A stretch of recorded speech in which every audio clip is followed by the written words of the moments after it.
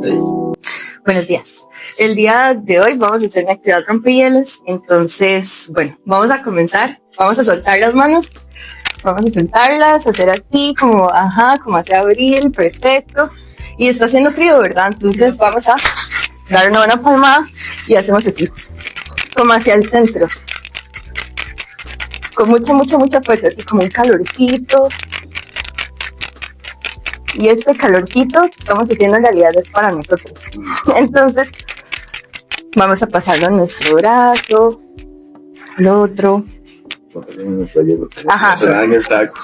Sí, donde sintamos en realidad. Si amanecimos con dolor de espalda, incluso puede ser ahí. En las piernas también. En realidad es para nosotros, este calorcito.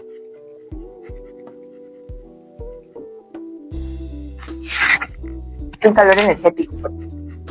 Mucho calor no sé. Ok. Y entonces, ahorita vamos a cerrar los ojos. Vamos a hacer una inhalación y una exhalación. Entonces, inhalamos. Sostenemos. Botamos. Doblamos rodillas también. Inhalamos. Sostenemos. Exhalamos. Una última vez. Inhalamos. Sostenemos. Exhalamos. Y así con los ojos cerrados, vamos a pensar en la mañana que tuvimos, en la noche que pasamos, y con tranquilidad, con calma, vamos a pensar en un color. El color que incluso podríamos inventar, no tiene que existir. Un color con el que nos sentimos que nos despertamos hoy. Y cuando ya tenemos el color con el que sentimos que nos despertamos, ¿vale? Con los ojos cerrados, vamos a pensar en el color en el que nos sentimos ahorita, justo en este momento. Abrimos los ojos y compartimos nuestros colores. Ok. Yo siento que yo amanecí con un color morado. Y ahorita me siento como amarillo. Yo amanecí como con un color rojo. Y ahorita me siento como azul. Bueno, amanecí como color como gris y amarillo. Muy bien. Sí, ahorita, bueno, como antes porque el día como amarillo es mejor que ese. Sí. Y gris porque tuve una noche muy larga. Entonces, casi no dormí. Pero no por nada, por este mundo. Bueno, yo amanecí con un color como celestico y ahorita me siento verde. Muchas gracias. Bueno, buenos días, un gusto tenerlo por aquí, muchas gracias por venir. Yo soy Stephanie Ruiz de la Federación de Estudiantes de la Universidad Nacional y el primer bloque de preguntas se llama Lo personal es político. Lo que buscamos es también ver a Ariel como persona, ¿verdad? Okay. Entonces va a ser 3 preguntas aleatorias de un bloque de 10 preguntas. La primera pregunta es: ¿qué quería estudiar o ser cuando era niño? De ahí, yo creo que cuando era niño tenía la ventaja gigantesca de querer ser niño, ¿verdad? Entonces no, y eso es mejor porque después del kinder la vida se complica tamaño poco. Entonces realmente no recuerdo como algo que yo dijera, yo quiero ser esto. Creo que en algún momento me gustaron los animales y como todo niño quería ser veterinario, ¿verdad? Pero sabía desde hace mucho tiempo que yo siempre quería estudiar algo relacionado con la educación, con la docencia, porque mi mamá, mi familia, hay muchas personas docentes, entonces solo de ese tema se hablaba. Y creo que por modelaje, ¿verdad? Inconscientemente eso influye en la forma en la que uno ve. Pero bueno, dichosamente, como que no me acuerdo de algo que quisiera hacer de niño, Stephanie. Entonces era porque realmente estaba como disfrutando mucho el hecho de ser niño, ¿verdad? Con mis hermanos, a quienes, bueno, muchas veces he dicho que son como hay 3 hombres de mi vida, ¿verdad? Mi papá y mis 2 hermanos. Entonces celebro mucho eso. Qué bonito. Bueno, la segunda pregunta es, ¿cuándo empezó a cambiar la forma en que veía al país o a su comunidad? Bueno, también muy pequeño en esa parte sí, porque mi mamá fue partícipe de un movimiento que se llamó Combo del ICE, que fue cuando el gobierno de Miguel Ángel Rodríguez pretendió abrir el monopolio de electricidad, ¿verdad?, en nuestro país, privatizar el ICE. Entonces hubo todo un movimiento nacional que unificó como diferentes sectores todo el aparato público, ¿verdad?, en contra de esas iniciativas. Y mi mamá, maestra, entonces me llevaba a las manifestaciones. Y cuando yo iba a las manifestaciones con ella, en Pérez Celedón hay un puente que es como icónico, que es como el puente del río Jilguero, ¿verdad?, que es como un lugar que si las manifestaciones generalmente caminan hacia ahí, porque saben que es un lugar de hacer presión, porque está sobre la carretera interamericana. Y bueno, nos movíamos hacia ahí y me recuerdo bien como estas manifestaciones, los policías, ¿verdad? Y después, cuando ya se iba complicando un poco la cosa, mi mamá decía, no, bueno, ya vámonos para la casa, porque ese movimiento social fue muy confrontativo, ¿verdad? Entonces me iba para la casa, prendía el televisor y veía las noticias de lo que estaba pasando, ¿verdad? Entonces siempre supe como que habían gobernantes y gobernados, ¿verdad? Que habían quienes oprimen y oprimidos.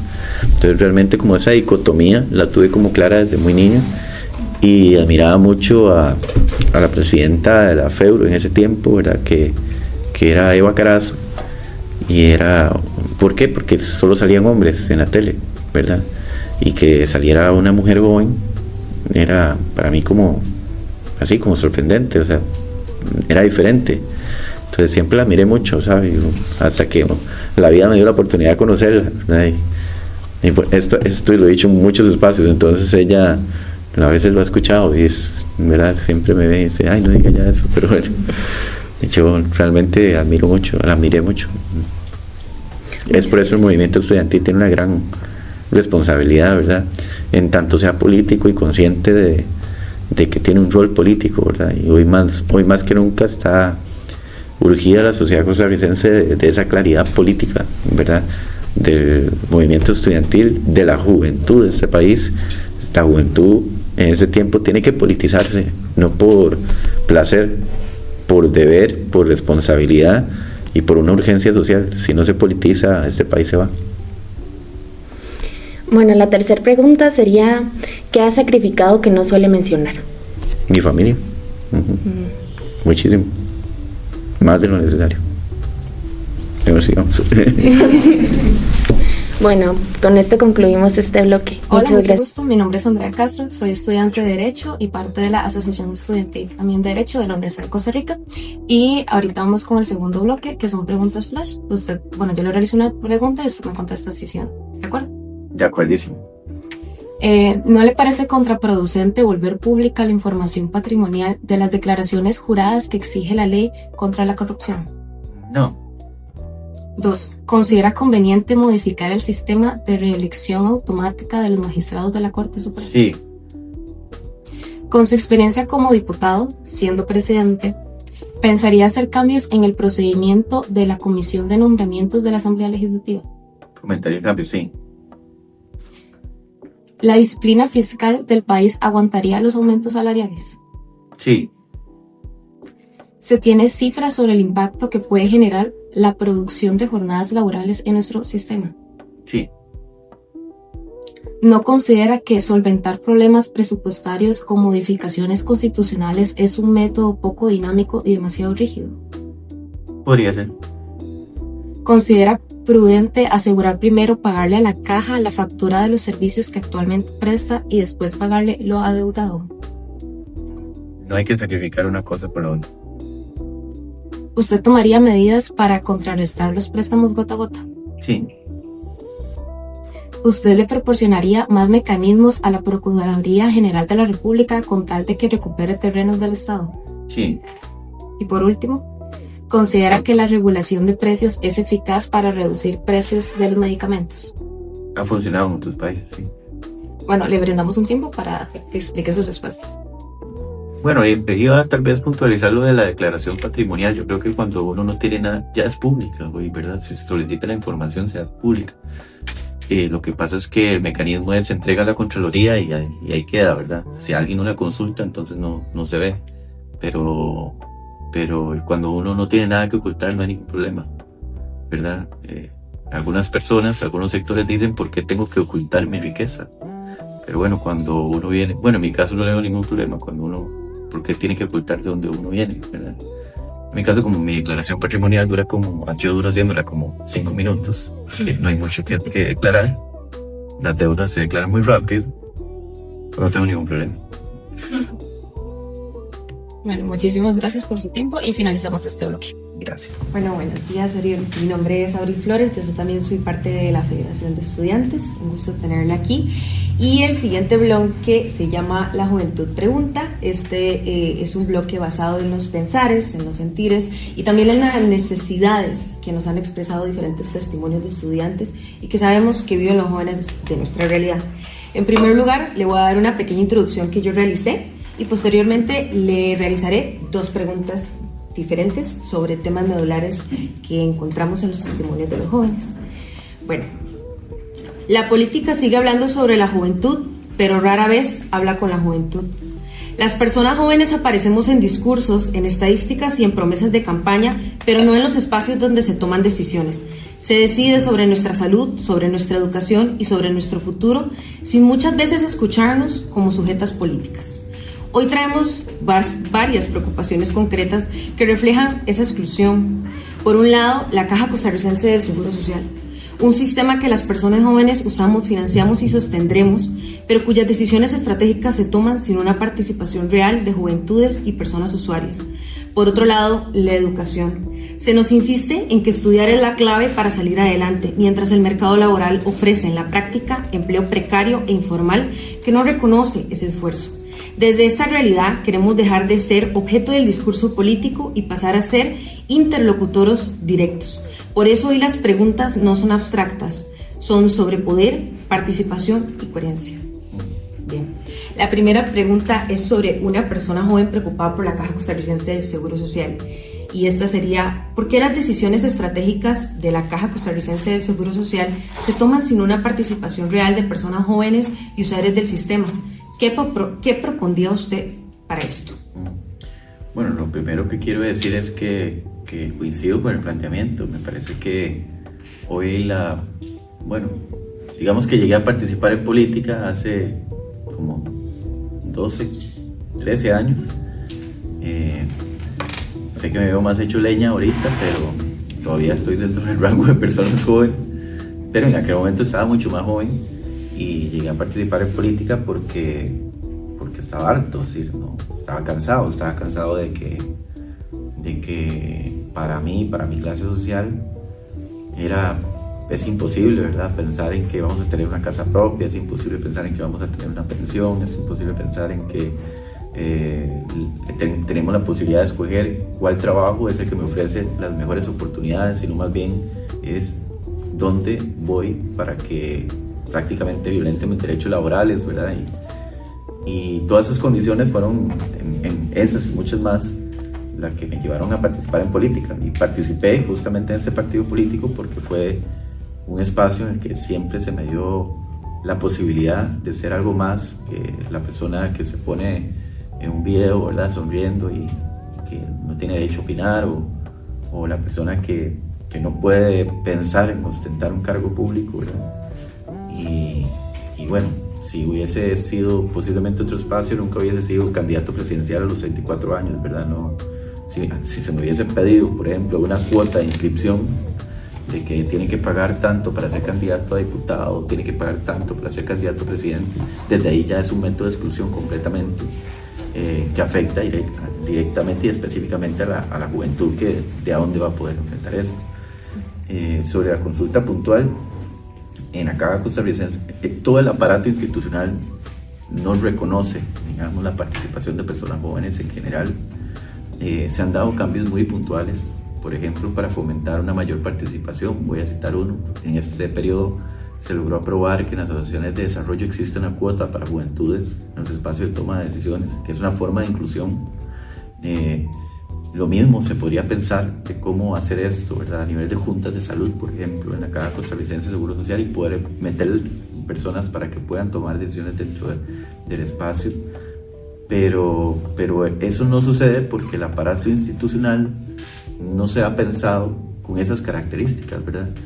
Y eso responde mucho a la realidad del país. La realidad del país nos dice que la gente piensa que la juventud no se mete en estos espacios por falta de interés, ¿verdad? O porque está distraída, o porque, lo digo porque es lo que a mí me dicen constantemente, es decir, hasta en la campaña electoral me han dicho, no le hable a los jóvenes no votan, ¿verdad? O sea, una vez por descarte. Y bueno, mi tesis ha sido que no es que no están ahí o no estamos ahí porque no nos interese, sino porque los códigos en los que se está hablando, ¿verdad? Las formas en las que se piensan esos acercamientos están pensados y razonados desde otros sectores, desde otros grupos, desde otras visiones completamente lejanas a la realidad y las formas de comunicación que hoy tiene, digamos, la juventud costarricense, y sin contemplar las enormes necesidades, desigualdades, enojos, ¿verdad? Presentimientos que existen para poder generar esas inclusiones. Yo estoy de acuerdo en que exista más inclusión, ¿verdad? Y que exista mayor participación. Creo que no solamente es un tema de discurso, sino es una realidad práctica. Si el Frente Amplio posiblemente sea el único partido. Entonces, yo sé que no es un partido perfecto y yo no defiendo los partidos como perfectos, pero sí creo que es el único partido que puede decir con firmeza de que ha abierto los espacios para que la gente joven no solamente sea una imagen de campaña, ¿verdad?, sino que sea posible que alguien joven sea regidor, diputado o presidente. A mí me gusta pensar que siempre hay voces con muy buenas ideas, pero pocos espacios, que al final ostentan en la práctica. La siguiente pregunta es de una persona joven que ya no ve oportunidades en la educación. ¿De qué sirve estudiar si el mercado laboral ofrece principalmente empleo precario o informal? Y también me gustaría agregar testimonios de muchísimas personas de zonas periféricas que tienen que abandonar sus hogares para poder conseguir un empleo. ¿Qué piensas sobre esto? Bueno, lo primero es que nací ahí, ¿verdad? Que yo nací en Pérez Celedón y la mayoría de personas con las que estudié, no estudié en ningún colegio privilegiado, no estudié en ningún lugar. Por eso tal vez cabe decir, digamos, en este espacio como que vengo de un lugar donde no estamos acostumbrados a esto, ¿verdad? O a esto, a las cámaras o a los micrófonos, y que a uno le tiembla la voz cuando habla en el micrófono, o le tiembla el pulso cuando habla ante una cámara, ¿verdad? Le intimidan, porque yo nací en una clase social que nació pensándose de que teníamos que acostumbrarnos a que nos dijeran qué hacer, ¿verdad? Entonces, nació pensándose en que teníamos que ser de una forma, en que teníamos que aguantarlo todo, ¿verdad? Y yo llegué aquí no porque nací en una cuna de oro y se pensó, mira, va a ser presidente. Llegué aquí por reivindicación histórica, ¿verdad? Y para mí eso es importante decirlo siempre, ¿verdad? Reivindicación histórica de la clase social en que nací, del lugar donde nací, y porque en mi lugar hacer política, desde donde hacemos política, no es una cosa que pase simplemente por un privilegio, ¿verdad? Pasa por un sacrificio de nuestro propio espacio y contexto. Y bueno, yo vi y lo siento. Y mi hermano fue a pedir trabajo y le dieron un trabajo en una empresa privada, y cuando llegó y dijo, quiero un salario mínimo o la caja, págueme una de las dos, o salario mínimo o la caja, y lo despidieron al otro día, ¿verdad? Entonces, es la realidad de muchísima gente joven que hoy termina saliendo de los espacios formales de la educación, porque no hay una posibilidad real de que la educación garantice que voy a dar un trabajo. Y eso es un cambio de modelo. saben que es un cambio estructural de modelo. Lo primero es que se tiene que replantear que la educación, o sea, es un eje trascendental, pero para que la educación siga siendo ese espacio de movilidad social, el modelo educativo tiene que realmente impactar la vida de las personas, y el mundo laboral tiene que construirse en respuesta a esto. Nosotros hemos planteado como un mecanismo, hay que salirse también de las discusiones más allá de la visión de lo que tenemos operando en lo institucional, cómo hacer para que esta institucionalidad funcione, ¿verdad? Hemos planteado, por ejemplo, una propuesta para que toda persona joven, ¿verdad?, que sea contratada en su primer trabajo de 25 años o menos, se le reconozca a la empresa que la contrata un rebajo en su planilla de un 7.15%, ¿verdad?, por 3 años de exoneración. ¿Por qué? Porque lo que queremos hacer es que exista un fomento para la formalización con trabajos de las personas jóvenes. ¿Qué requisitos tendría? Bueno, que sea su primer trabajo, que se le paguen todos sus derechos laborales, que se le pague la caja, y que sea posible que esa persona, ¿verdad?, se mantenga en ese trabajo y por al menos 3 años para poder formar esa experiencia profesional que le podría ayudar para otras cosas. Ese 7.15% de rebajo de planilla sería que no pague, ¿verdad?, la empresa en ese momento INA, IMAS, FODESAF y Banco Popular, ¿verdad?, que es 7.15% de la planilla. ¿Por qué no es riesgoso? Porque bueno, eso ya lo estamos sosteniendo todas las personas que hoy estamos cotizando, y además hoy una persona joven, ¿verdad?, que no tiene trabajo formal, desafortunadamente tiene que recurrir a estos programas sociales para poder sostenerse.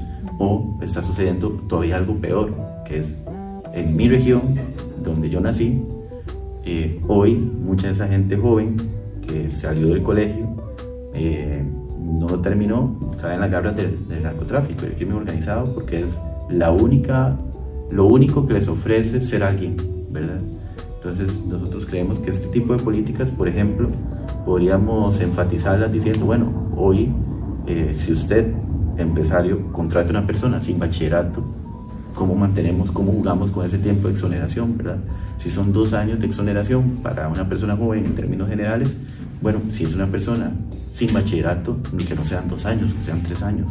Si es una mujer, porque hoy la desigualdad en términos de empleo es todavía más profunda, 30% de desempleo juvenil en mujeres es casi 10 puntos más que el de los hombres.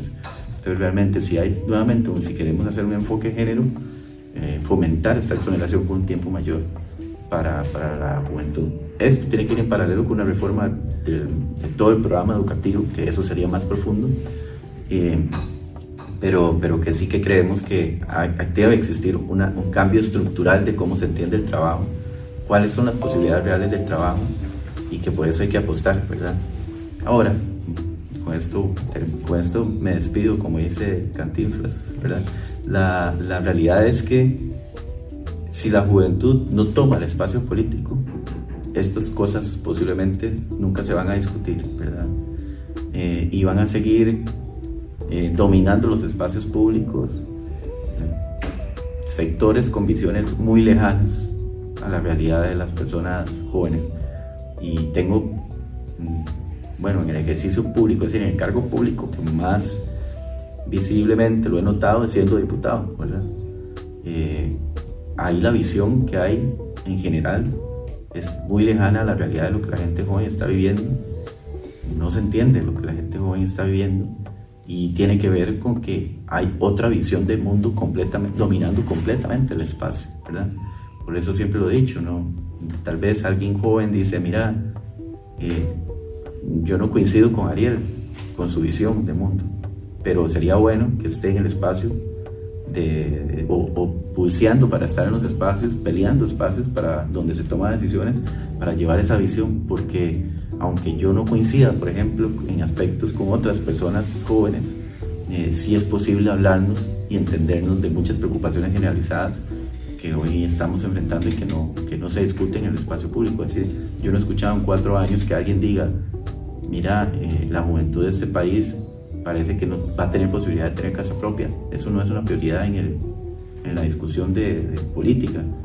Y yo me quedo pensando, bueno, yo hoy tengo 34 años, tengo el ingreso de ser diputado, lo cual es una cosa muy privilegiada, y no lo digo salarios porque en realidad son dietas, ¿verdad? Es un tema conceptual, quienes estudian derechos hablan la diferencia, pero ese ingreso como que tengo como diputado ni siquiera a mí me da para yo poder ir a decir quiero un préstamo para una casa, ¿verdad? Es decir, no me lo dan porque me dicen, mira, ¿y usted qué va a trabajar después de ser diputado? Entonces, ¿cuál es su trabajo? No sé qué. No puedo ostentar eso. Entonces, si no puede un diputado de la República, por el simple hecho de ser joven, ostentar un préstamo, ¿cómo lo va a hacer alguien con un salario precarizado, ¿verdad? Y esa lógica, esta discusión puntual de que hoy la gente joven trabaja en condiciones precarias simplemente para pagar alquiler, realmente no se ha dado en este tiempo porque hay una falta de visión, de discusión, de cuotas que le deben pertenecer a las personas jóvenes, ¿verdad? Y nosotros, como partido, hace muchos años planteamos la reforma que la tenemos para que todo partido deba darle una cuota a la juventud en todos los espacios de toma de decisiones. Yo creería que eso es algo que debería generalizarse en todo el aparato político para que los partidos se obliguen a que tienen que darles cuotas a la juventud para que llegue a los espacios de toma de decisiones, cuotas reales, porque de nada sirve poner una candidatura joven en el puesto 17, ¿verdad?, de las papeletas de candidaturas a diputación cuando sabemos que rara vez un partido va a elegir 5 candidaturas, por ejemplo, en San José. Entonces, un poco es la visión de lo que he visto, lo que he aprendido, y que evidentemente esto tiene enormes desigualdades por género y por una brecha rural. Muchas gracias, don Ariel. Gracias a usted. Bueno, muchísimas gracias de nuevo por estar acá y por haber aceptado la invitación. El siguiente bloque se llama Cara a Cara con Costa Rica y básicamente se le va a enseñar un video de una persona ciudadana haciéndole una pregunta o bueno, unas preguntas que le inquietan a esa persona y quisiera que usted le responda. Entonces, aquí está el video. Si usted tuviera una persona candidata enfrente, ¿qué pregunta le gustaría hacerle? Bueno, yo le haría 2 preguntas. Primero, ¿tiene algún plan con respecto a las personas adultas mayores? Y segundo, ¿cuál sería su gestión con respecto a la administración de cargos públicos, como lo es el caso del director del benemérito equipo de bomberos, Héctor Chávez, que presenta diferentes casos abiertos y realiza actos de inconstitucionalidad, como lo son los despidos injustificados? Gracias. Bueno, el candidato ya ha visto la pregunta, entonces acá está su espacio para que responda. Bueno, lo primero es que del Frente Amplio hemos planteado como un tema prioritario retomar políticas de acompañamiento, por ejemplo, en instituciones que ya trabajan con las personas adultas mayores, pero que han sido altamente politizadas en este tiempo. Uno de los primeros retos que queremos como gobierno es despolitizar esos espacios que hoy prácticamente se instrumentalizaron y en lugar de estar en función social, están en función de intereses prácticamente políticos, electorales, ¿verdad? O tal vez no electorales, pero sí como un mecanismo incluso a veces de coacción o instrumentalización del aparato institucional para hacer lo que se quiera con la política, ¿verdad? Y eso es, por ejemplo, el CONAPAN, pues es una institución que debería estar acompañando todo el sector, especialmente trabajando en programas para las personas adultas mayores, coordinando acciones que ya hoy se están dando y que muchas veces se hacen con el trabajo fomentado desde la misma sociedad civil. Yo conozco muchas comunidades en las cuales, por ejemplo, hay asociaciones que están promoviendo grupos de personas adultas mayores para baile, para trabajo en manualidades, para giras y visitas, y eso se logra casi que la misma autogestión de los grupos sin acompañamiento político. Desde nuestra percepción, eso debería estar vinculado con una política para las personas adultas mayores. Actualmente no existe, a pesar de que nuestra población va en un franco crecimiento etario, generacional, ¿verdad? Y el CONAPAN, en lugar de estar en función de eso, lo que ha pasado es que se ha ido desarticulando. Se quitaron las personas que eran técnicas de trabajo, que tienen conocimiento profesional. Se sacaron de ahí las organizaciones que velaban más por el trabajo, se cambiaron los puestos. Y bueno, nuestro primer compromiso es retomar CONAPAN para que sea un Consejo Nacional de Personas Adultas Mayores real, con acompañamiento técnico, con apoyo presupuestario, y que de ahí se pueda gestar una política para las personas adultas mayores.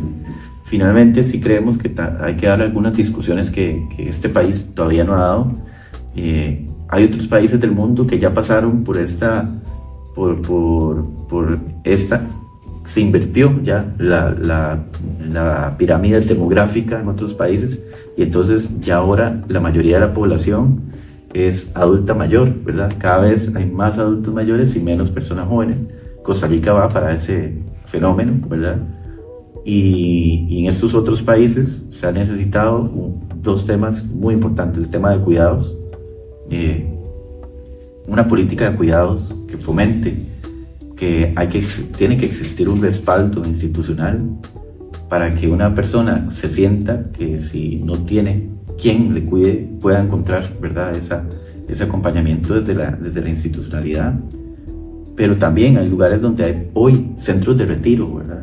Y no son estos lugares como que los conocemos, que es donde llevan a una persona adulta mayor, porque a veces la familia dice, bueno, no podemos ya darle los cuidados que requiere, o no, hay lugares en los que personas grandes ya toman la decisión de quiero vivir en un lugar, en un centro, donde realmente puedo tener un acompañamiento, porque no sé, alguien tal vez como yo o como mi pareja, que no pensamos en tener hijos, posiblemente lleguemos a una etapa de la vida en que vamos a ocupar un acompañamiento y no sabemos pues si vamos a tener la posibilidad que nos dé otra persona. Y estos centros de retiro ya son un lugar, ¿verdad?, común en muchísimos lugares del mundo, y Costa Rica desafortunadamente no se ha encaminado ahí. Se ha dejado a libre para que sean como iniciativas privadas, pero cuando se vuelven iniciativas privadas queda muy al privilegio, ¿verdad?, quién tiene plata para pagarlo, y eso tiene que cambiar, tiene que ser algo, repito, desde una política pública de la persona adulta mayor. Entonces, en resumen, recuperar el aparato institucional. Segundo, es necesario una política orientada a la persona adulta mayor, construida con los sectores que hoy tendrían que verse impactados. Y lo tercero, hay que sentar las bases para poder hablar de centros de retiro para las personas adultas mayores como una política también pública e institucional de acompañamiento. La otra pregunta era como corruptos, ¿verdad? Algo de corruptos que creo que es del señor de los bomberos. Pasa, ¿verdad? Y esto es importante como señalarlo. Hay instituciones que tienen características completamente autónomas, no pasan por presidencia ejecutiva, ¿verdad? Los bomberos vienen siendo un resorte del IMSS, ¿verdad? Entonces lo que nosotros hemos pensado y planteado es, obviamente, cuando asumamos gobierno, lo primero es que hay que revisar las instituciones en qué estado están, hay que denunciar los actos de corrupción. Denunciar es más que un show político, ¿verdad? Denunciar es más que yo hacer una conferencia de prensa y salir con un carretillo de papeles para que todo el mundo vea que voy con un carretillo de papeles que nadie sabe qué es. Denunciar la corrupción es algo que uno hace con evidencias y con compromiso. Y por supuesto que aquellas instituciones que hoy han estado lideradas por personas altamente corruptas y cuestionadas, que tienen prácticas irracionales como incluso fomentar despidos indebidos, simplemente cuando alguien esto está pasando mucho en los bomberos, ¿verdad? La presidencia ejecutiva del INS le pidió como desquite político, por ejemplo, a la dirección de los bomberos que despidiera a personas cercanas a la exministra de Comunicación, y sucedió sin problemas. Pero realmente ese tipo de cosas no pueden pasar. Y si creemos que hay instituciones que en definitiva habría que revisar y ver qué es lo que está pasando, cómo está operando, para poder sentar bases de que hay cosas que no pueden seguir sucediendo ni que se repitan. No solamente en unidades como esta, sino también en instituciones de características como el AIA, como la Secretaría Técnica Ambiental, que hoy son realmente un desastre, y que no hay como un compromiso serio por revisar qué es lo que está ahí pasando. En nuestro caso creemos que sí hay que intervenir en esas instituciones de forma inmediata para poder ordenar un poco y también centrar responsabilidades sobre la evidente corrupción que ahí existe, ¿verdad? Perfecto, muchísimas gracias por las respuestas. Bueno, continuamos con el bloque 6, que llamamos sorpresa, porque tenemos una serie de sobres, el cual usted va a tener que elegir dos. Cada sobre contiene una pregunta de diversos temas, puede ser economía, cultura, cualquiera que le salga. Okay.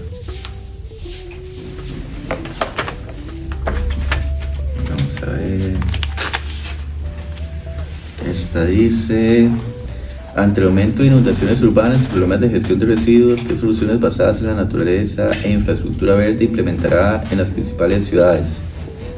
Bueno, la propuesta del Frente Amplio está basada en que hoy necesitamos con urgencia un cambio en la planificación territorial. La planificación territorial de nuestro país quedó en franco abandono, no existe planificación. Los programas, las municipalidades deben implementar planes reguladores, ¿verdad?, que establezcan cuáles son los límites en los cuales existe un enfoque, un modelo de desarrollo. Voy a entrecomillarlo porque es una palabra para mí que necesita como que ser desmenuzada, ¿verdad?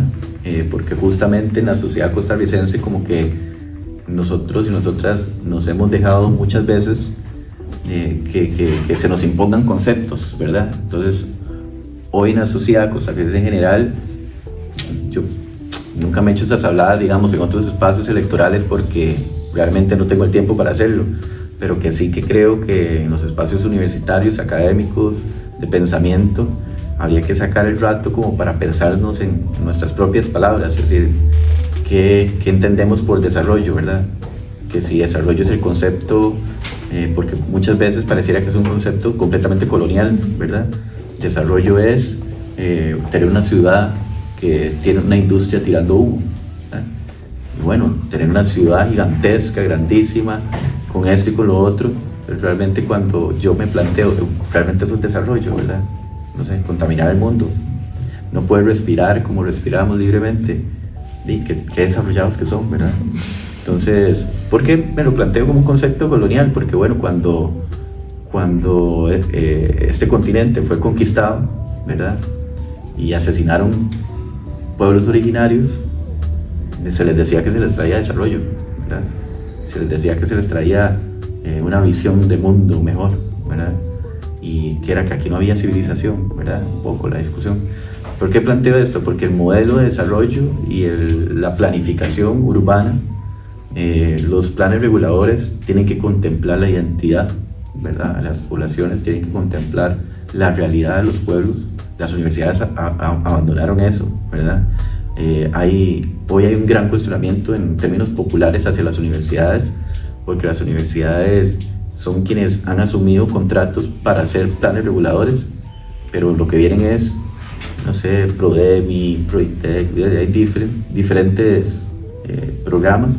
Lo que hacen es simplemente adaptar modelos de Europa, ¿verdad?, y venir a querer aplicarlos aquí en nuestras ciudades y diciéndole a la gente de fincas rurales: ustedes no pueden ahí segregar y darle a sus hijos, y ahí va a ser fincas grandotas, porque ahí lo que va a ser granjas, y allá va a ser la ciudad, todos los que quieren vivir tienen que irse para allá. Entonces la familia agricultora que pensaba: mira, yo cuando no esté ya en este plano terrenal, voy a dejar a mi hijo esto y esto y esto, bien, se siente excluida, ¿verdad? Entonces por eso nuestra propuesta es, okay, hay que encaminarnos a una planificación territorial más idónea, que contemple el cambio climático como la variable ambiental prioritaria en todo el ejercicio institucional.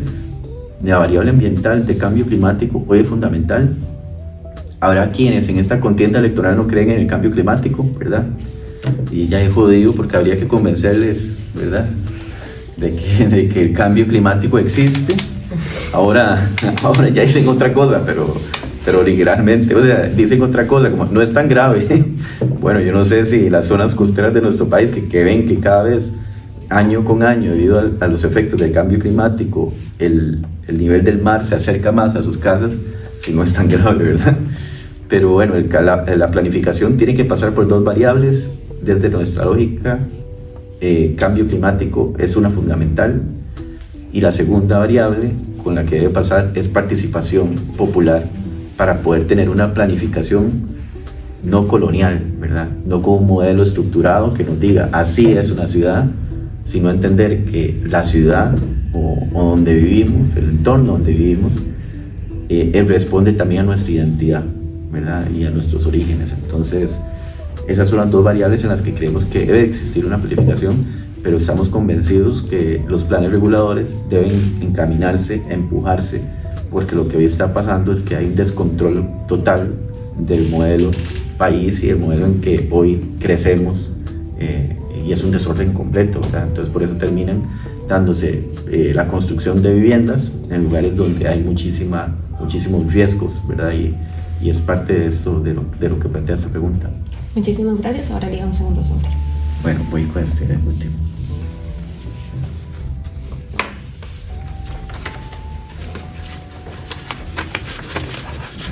Es de seguridad, ya leí aquí. Ay, hubiera leído antes, no. Para ¿Cómo equilibraría las medidas de seguridad dura con programas de prevención comunitaria, especialmente para jóvenes en riesgo de reclutamiento criminal? Okay. Bueno, nuestra propuesta se llama, lo que planteamos para el tema de seguridad es poner el enfoque en el territorio, porque la seguridad es un ejercicio soberano, ¿verdad? De soberanía. Hoy estamos enfrentando el crimen organizado, y un crimen organizado también con características transnacionales. No es simplemente que el crimen organizado es el muchacho en el barrio que está participando, ¿verdad?, de una actividad delictiva. Es que hay todo un comportamiento criminal de características transnacionales, con vínculos, ¿verdad?, con carteles, con vínculos con bandas de otros lugares, no solamente de Latinoamérica, sino posiblemente del mundo, ¿verdad? ¿Qué es lo que planteamos? Bueno, un enfoque que hemos construido con especialistas, un programa de recuperación de la paz y la seguridad en el territorio. Lo que vamos a hacer es tomar los 10 cantones con mayores índices de violencia, los 10 cantones que hoy están en números rojos, que crecieron exponencialmente. Por ejemplo, Quepos, el aumento en los niveles de homicidios van por ahí de un 100-150%, es realmente una crisis, una barbaridad.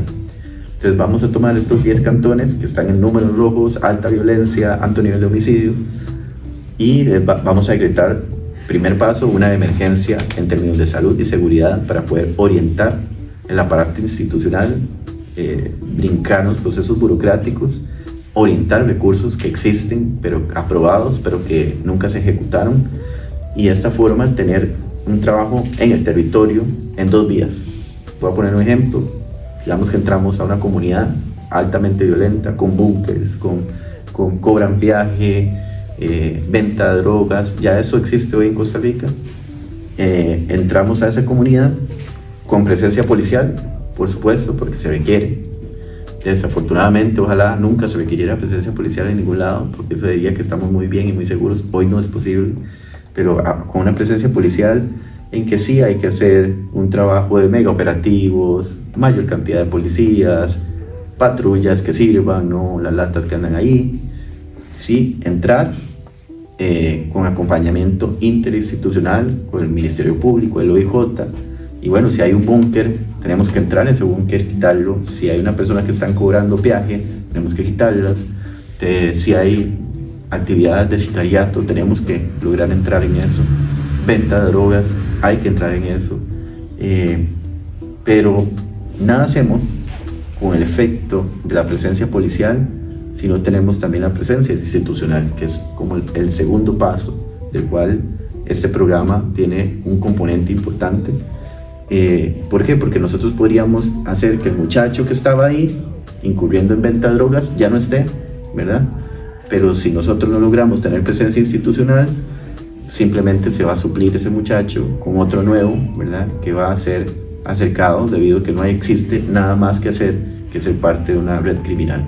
Entonces la segunda mano es la presencia institucional. Es en estos 10 cantones que nuestro gobierno va a construir la primera EVAIS, va a construir la primera escuela, va a enfocarse en el primer programa de vivienda, porque justamente los lugares con mayores índices de violencia, de homicidios, son al mismo tiempo lugares donde ha crecido los asentamientos informales, que popularmente se les llama precarios, y es porque cuando usted no tiene derecho a vivienda digna a su tierra, ya hay un riesgo gigantesco de que exista mayor desigualdad y por tanto la actividad criminal logre meterse. Entonces este programa parte de esas 2 aristas. Para nosotros es tan importante la presencia de un policía como la presencia de una escuela, que logre fomentar que ese espacio público, que recuperar espacios públicos, y que bueno, cuando tengamos el parque, porque lo recuperamos, ¿cómo hacemos para que ese parque no vuelva a caer en las manos de la AMPA? Tendría que tener cultura, deporte, tendría que tener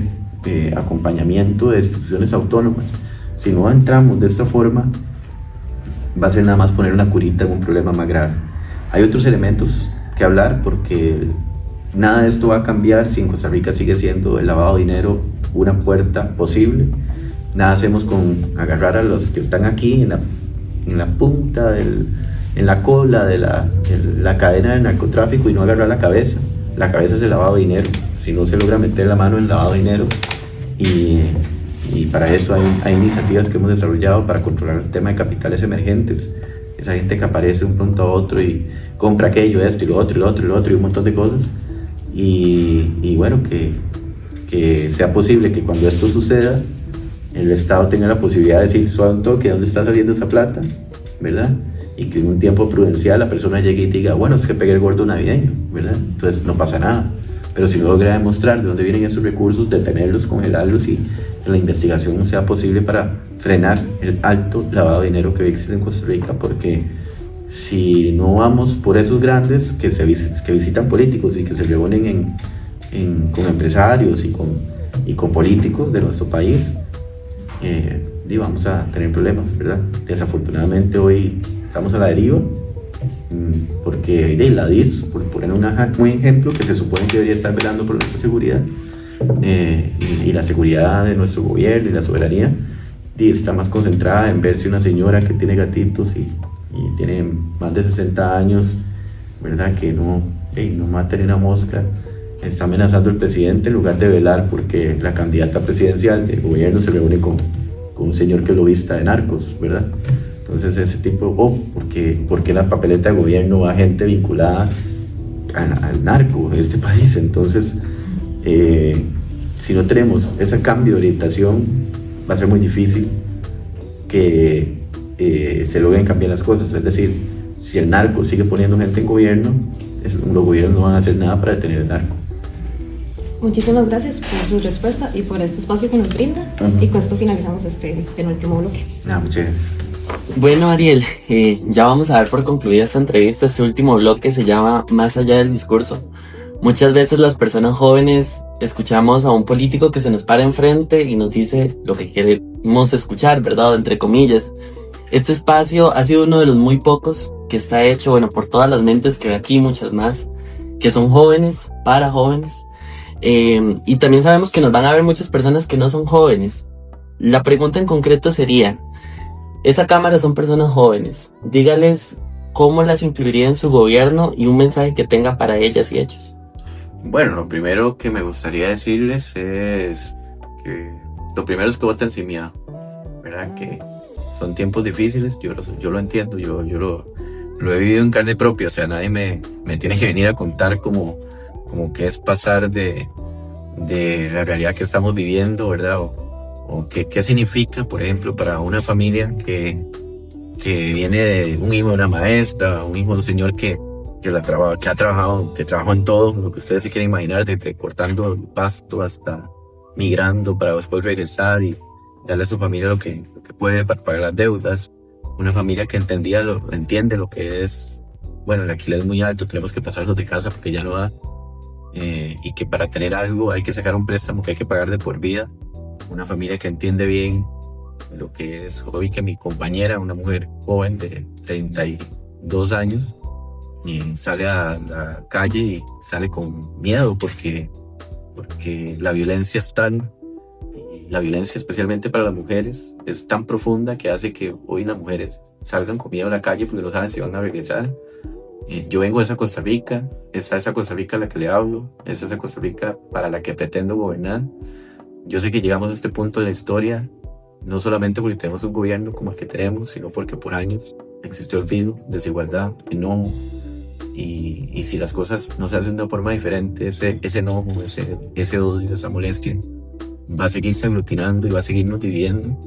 Pero la juventud tiene hoy, es el único sector que tiene la posibilidad histórica de empujar una segunda ronda electoral. Esa es la realidad. No, nadie más tiene esa posibilidad porque el abstencionismo es tan grande en las personas jóvenes, tan grande, que el único que puede reducir ese abstencionismo hoy es la juventud, ¿verdad? Son todas esas personas menores de 35 años, de 18 a 35 años, las que pueden hacer que el abstencionismo se reduzca, porque resulta que en los últimos procesos electorales la juventud, de 10 personas prácticamente solo van a votar 4 o 5. Entonces es nuestra responsabilidad hoy de incidir en la política. Vamos a tener seguir teniendo problemas y gente que no nos representa si no vamos a votar, si no incidimos, si no decimos quiero votar por alguien que más allá de los discursos me mueva, que más allá de los discursos ustedes voten por lo que les mueva aquí adentro, que se les parezca, voten por gente que se les parezca, que sepan lo que es estudiar, porque estudiar en un colegio, en una escuela, una universidad pública necesaria, con una beca, que sepan qué es eso, que sepan qué es tener familiares en lista de espera de la caja, que sepan lo que es enfrentar la inseguridad todos los días o un futuro que no nos merecemos, ¿verdad? Pero voten. Si al final de cuentas quieren votar por cualquier persona, voten, pero tomen esa decisión hoy, porque Costa Rica se juega todo en estas 2 semanas, no es jugando, es real, y no podemos dejar que esta generación, que sea nuestra generación, la que simplemente volvió a ver para otro lado cuando hoy teníamos que tener la claridad del momento político que estábamos viendo. Entonces, nada, hacer ese llamado a votar sin miedo, a votar con el corazón y hablar con toda la gente que puedan hablar, porque hoy es fundamental.